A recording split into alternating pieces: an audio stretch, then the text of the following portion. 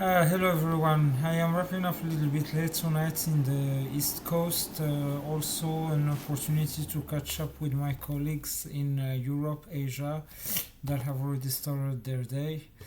So, this is more of a consolidation of what I have said during my video in the beginning of the month on May the 1st. Of course, development is perceivable ever since then. First, regarding the COVID crisis, the epicenter of the modern bacteriological war, we wouldn't have achieved things without our friends in philanthropy in the steering committee. Long story short, we still have a long route to go in this context of action. So, setting up between quotes already the finish line for the 2023-2024 cycle and anticipating also the scheme of the 2024-2025 cycle and its different potential scenarios are on the table right now. If the old plague, the Black Plague, abated once, it's true, its consequences were felt still throughout history. Same thing with COVID. The economic front right now seems to be a daunting challenge. Reimagining new yearly and monthly structures is among the objectives that we are working on drafts right now. So there is development also when we speak about the Russian-Ukrainian conflict as well, and I will get back to that in to a few seconds. Just because the atmosphere that could lead to global conflict started basically, like I said, with the consequences of the modern bacteriological war, and this is why both topics are interdependent. Of course, we're not going to go back to the world before the pandemic. That's not the point of what I'm saying right here.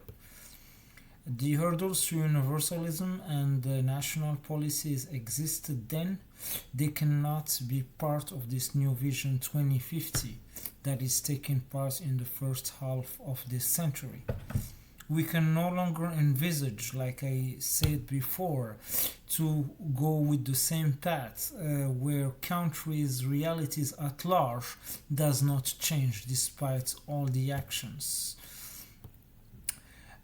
So the new structure, like I said, is something that could be worked out with our partners in the Bilderberg group, and that involves many actors in the West and also the projects for the Silk Road initiative of President Xi Jinping of the People's Republic of China and the one of President Putin regarding a new perspective from the angle of the Russian Federation. So, like I said, there is development also in the Russian Ukrainian conflict, as I have been speaking about it also in the short videos lately. And the most important thing here to underline is that the perspective of Russia today is not the one of the former USSR, nor the one of the former Russian Empire in the past in history. So, like I said, I don't like comparisons, even if I have brought the Black Plague compared to COVID, and I speak about issues of world wars, but it is very sterilizing to the debates and the analysis of the context of action to get comparisons of eras of history within. We just see similarities that are basically giving us an idea of a retrospective, but we have to be focusing also on the present moment.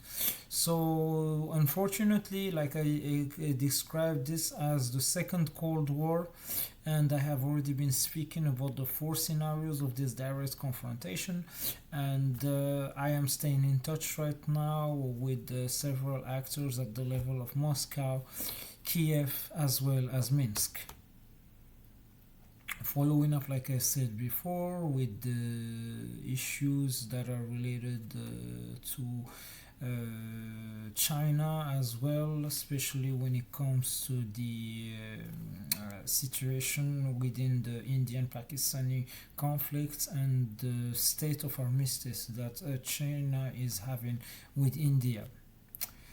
Also, getting up onto the situation of Iran and several other tensions. Like I said, we see the whole thing of a powder kegger at large, not just the one situated on the Russian-Ukrainian conflict, and we have to work into the pattern of basically creating the conditions to avoid the worst.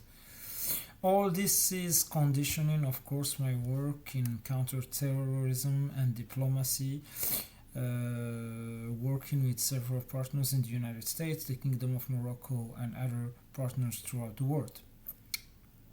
Other global issues that we are focusing on, like I said, involve basically climate change, the food crisis, other armed conflicts, and the socio-economic chaos at the level of the United States, focusing, like I said, on the roadmap of governance and business besides counterterrorism, seeing the perspective of the different agencies regarding the Russian-Ukrainian conflict and also other tensions throughout the world. When it comes to politics, like I said before, I'm not a specialist of elections, but very important to get back to the importance of the 2024 ones as a path to focus on issues as well as on the direct democracy process. So this will leave us to several things to follow up within the next couple of weeks and getting back onto the next briefing soon enough. Stay tuned.